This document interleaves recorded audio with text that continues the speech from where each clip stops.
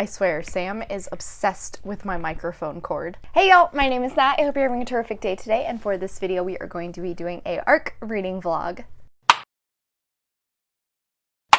Before we get into anything bookish, however, make sure to hit like and subscribe down below, as well as tell me in the comments, have you heard about either of these books? Are you looking forward to them? Have you just added them to your TBR? So starting out, a little disclaimer, I received copies of both these books from Netgalley in exchange for an honest review. All thoughts and opinions here are my own. I am very excited to get into these books. These are two I have been highly anticipating. First off is a book whose cover I saw, and then I needed the tiniest synopsis to be dragged in, and that's A Dreadful Splendor by B.R. Myers. This one is a historical fiction mystery that I think may have some paranormal elements and possibly romance also. I'm not really sure. Definitely a lot going on in this one. We are following a woman who is a fake spiritualist, and that was all I needed to know to become interested. Do believe she somehow gets involved in a case of a woman who has either been murdered or committed suicide, something along those lines. Going into this, I definitely hope for some fantastic atmosphere because of the historical setting, but also because of the paranormal elements. I'm very intrigued there. On top of that though, I also find spirituality as a phenomenon which occurred fascinating, so I cannot wait to learn more about that, and I really hope that topic isn't underutilized here. On the opposite side is Lizzie Blake's Best Mistake by Mazey Eddings, and this is actually the second in her romance series, which I don't think technically has a name yet still. The first book was A Brush with Love, which I also read for a previous ARC reading vlog, and I'll put a link to that in the cards. In this one, we are following Harper from the first book's best friend, Lizzie. She has never quite had her life together, suffers from ADHD, and now after a two-night stand has ended up pregnant.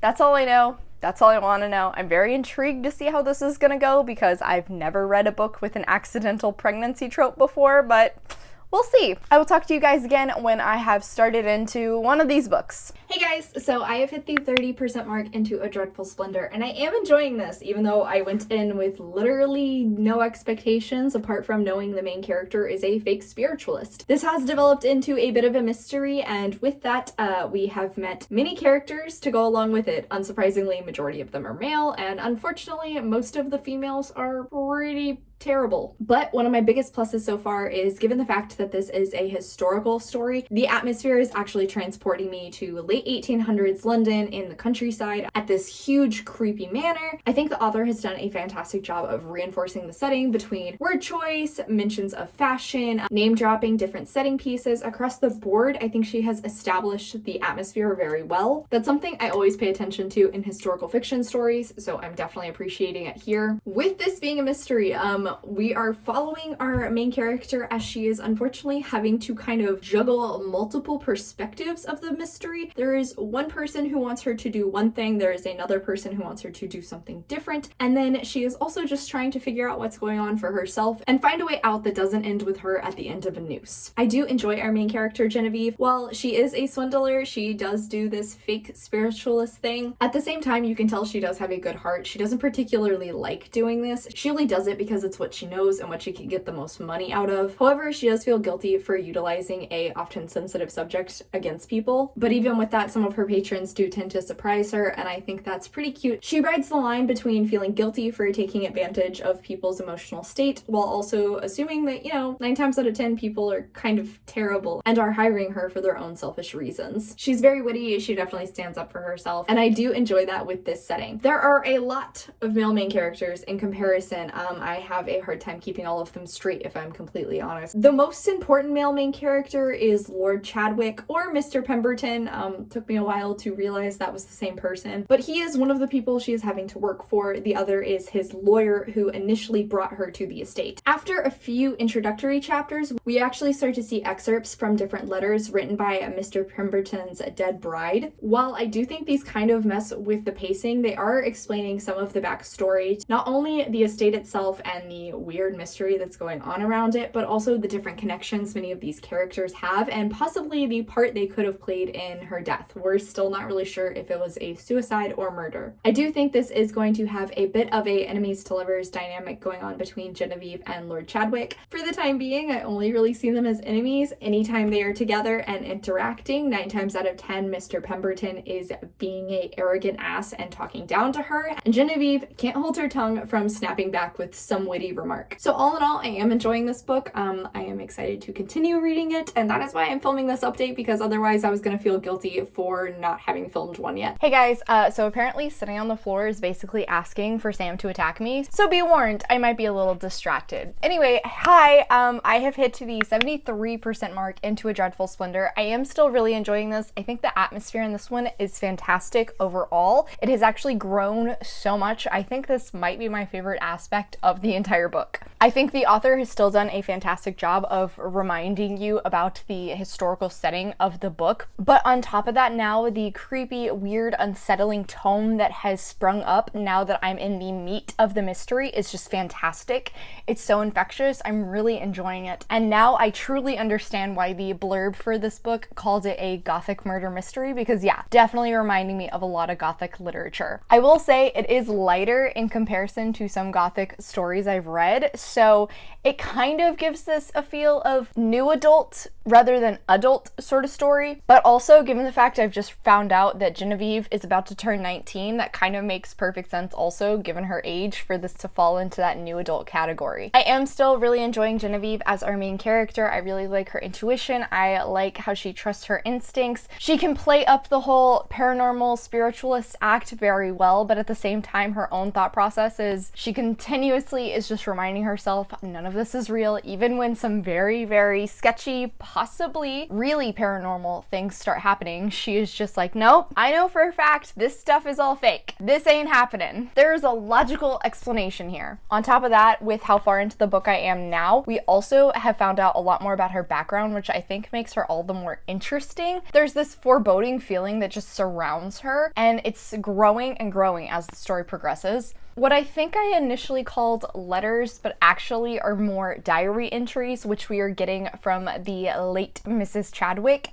those are really helping to not only progress the mystery in certain aspects, but also to definitely heighten your suspicion of certain characters. We did get a reveal in those perspective, which were interesting, but kind of leads into my next point. When it comes to this mystery, unfortunately, I'm not finding it very surprising. For the most part, I think excluding that original reveal which took place, everything else I've called. I've guessed each twist which has taken place, and for the most part, by this point, I feel as though they've all been sort of red herring situations. Maybe they were supposed to be that obvious. If they weren't, then that's kind of an issue, because I'm not really shocked with this murder mystery story. In regards to the romance aspect, this is definitely slow burn. We do eventually hit a point with Lord Chadwick, or Gareth, where he finally starts to be nicer to Genevieve. He finally is kind of warming up to her. I do really like the banter between them, and I appreciate the fact now that we are seeing their relationship develop, but overall, it's still not super romantic, and I do have to say, in terms of characterization, Gareth is pretty bland.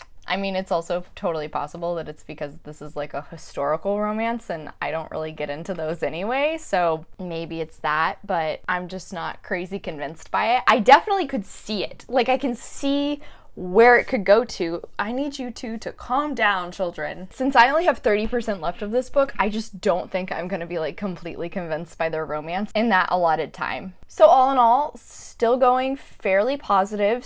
It's just in terms of the murder mystery, like it's that single element, which is fairly important in a murder mystery story, is falling flat. But then again, I love books for vibes, so I can appreciate this for the vibes it's giving me. Hey friends, I officially finished out A Dreadful Splendor by B.R. Myers, and I did end up really enjoying this one overall. Let me backtrack a little bit. I think I enjoyed this for the most part. That's going to require some elaborating. First off, starting with our main character of Genevieve, I really enjoyed the development we saw of her throughout this book. When we finally get that reveal of what happened in her background to make her kind of act the way she is, have the outlook on life that she does, it made so much sense. There was so much emotion that was revealed there, and I also think it just reinforced her whole predicament that was taking place and really showcasing to us what she's had going on throughout this entire story that we didn't even realize was really taking place. Unfortunately, Mr. Pemberton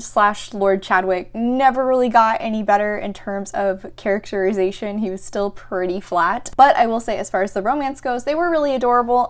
So this is crazy slow burn. Obviously, there's a little bit of a time jump once we hit the epilogue. I was gonna be very annoyed if I went through all of that drama in their romance and I didn't even see a kiss. Thankfully, that was rectified. I know I mentioned in my last update that as far as reveals and twists go, I had honestly guessed every single one, excluding like one big one that happened, but I'll admit, once we finally have Genevieve performing the seance for the house, that entire scene did in fact make my jaw drop. I'm not really sure if that's a good thing or a bad thing. That's kind of my situation here. The final twist, while definitely shocking, I wonder if it was just a little too out there to make sense, because I never saw that coming. There was a specific line that I was like, okay, when you put it that way, I can see where this would come from, but it just was so unexpected, which I guess is a good thing technically. And I've read a review by somebody else who said they did guess the ending, so I mean, like, maybe that's just not the perspective I was having. Possibly, I'm not sure. So that whole final thing, it was shocking. I'm not really sure if it made perfect sense.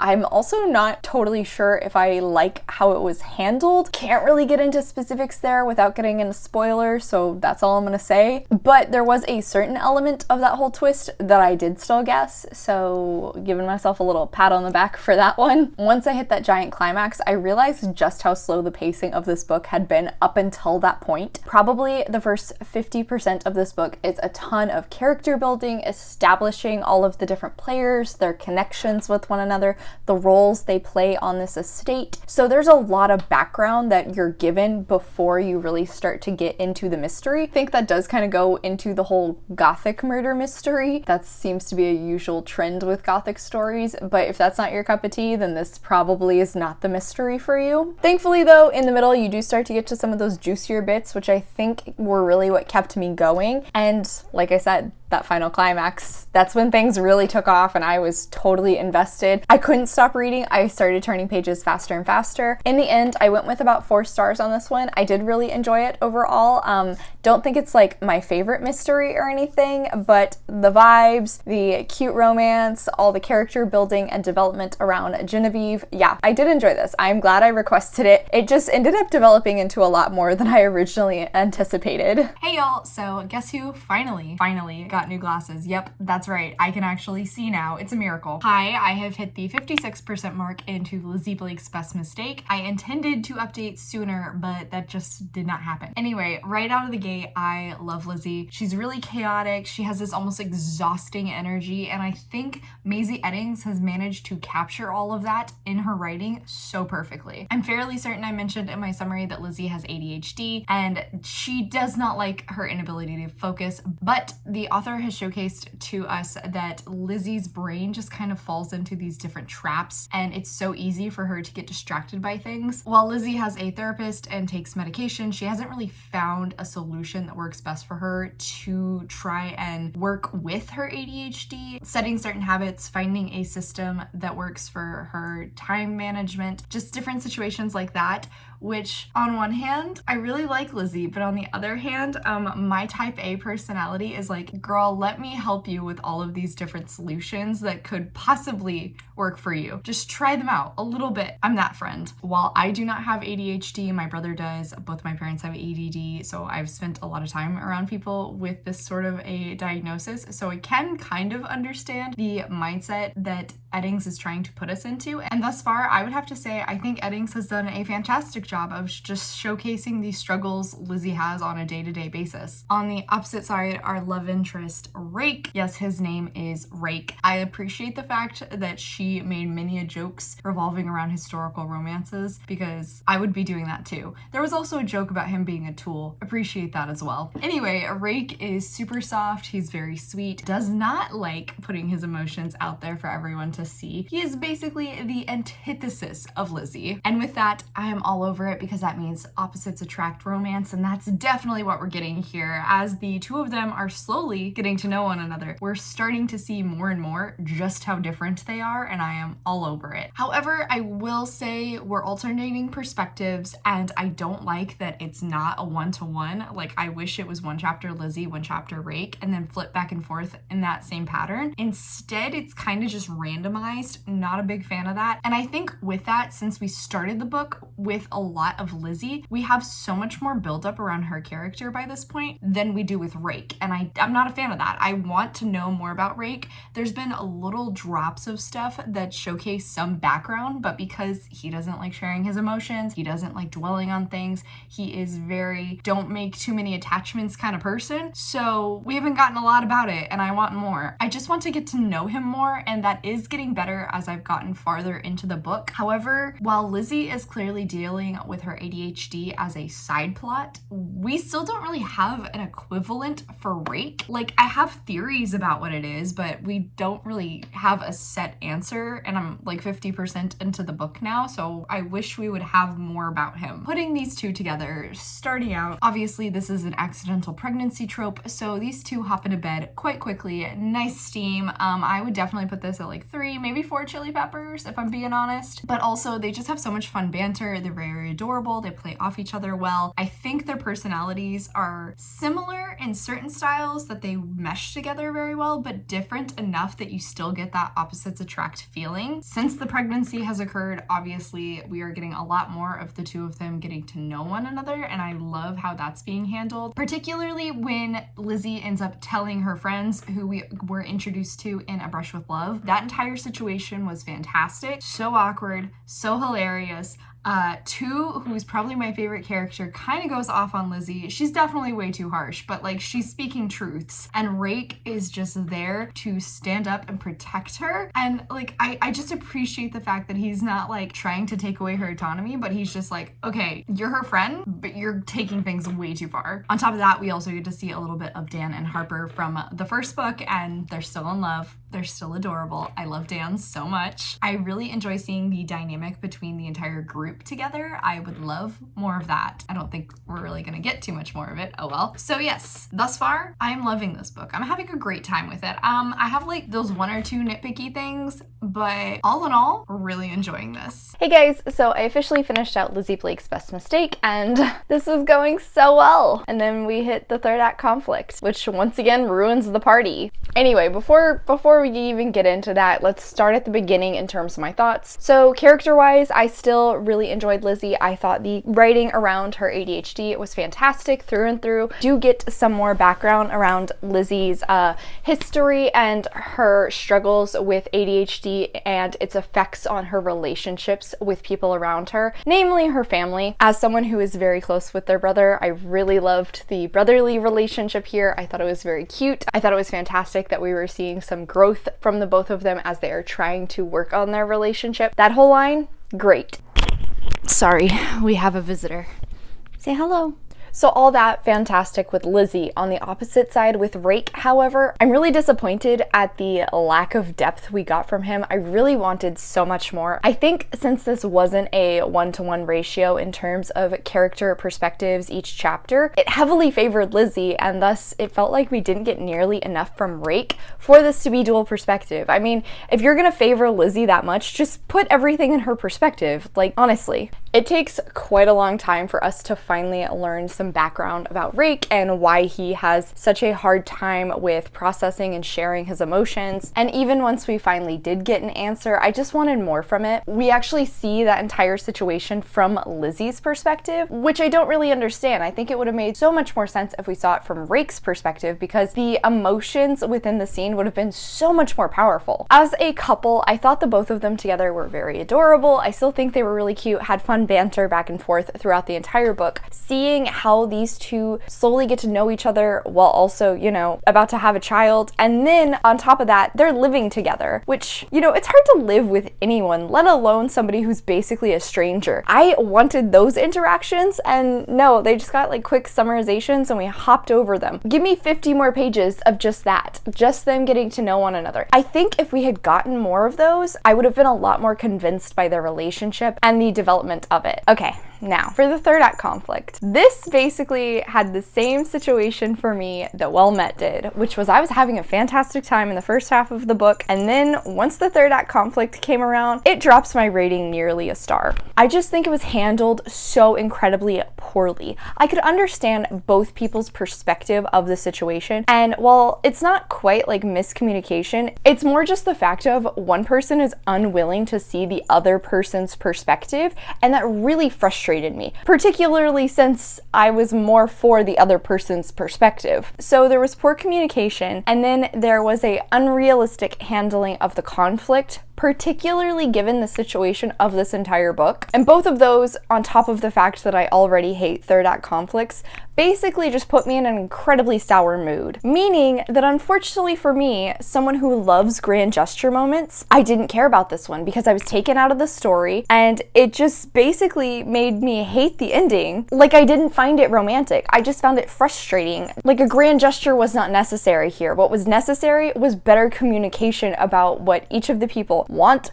what their focus is, why this ended the way it did. It annoyed me so much. In the end, I still gave this 4 stars. I did really enjoy the book majority of the time. I'm just so tired of third act conflicts. Instead of there being some dumb miscommunication or poor communication that causes this idiotic fight, why can't we have like some external issue that affects both of them and their relationship, and they work to solve it together? That sounds so much better for an ending to romance books.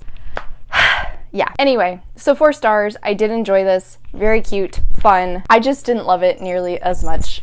Okay, thanks, bud. So the camera moved. I just didn't love this one as much as A Brush with Love. We're just gonna leave it at that. Hi, so I was editing this video and apparently I never filmed a exit. So thank you so much for coming to my channel today, guys. I really appreciate it. Make sure to hit like and subscribe down below. I have all my socials linked in the description if you're interested in keeping up with what I am reading. I come out with videos on Monday and Friday, but until then, I hope you continue to have a terrific day.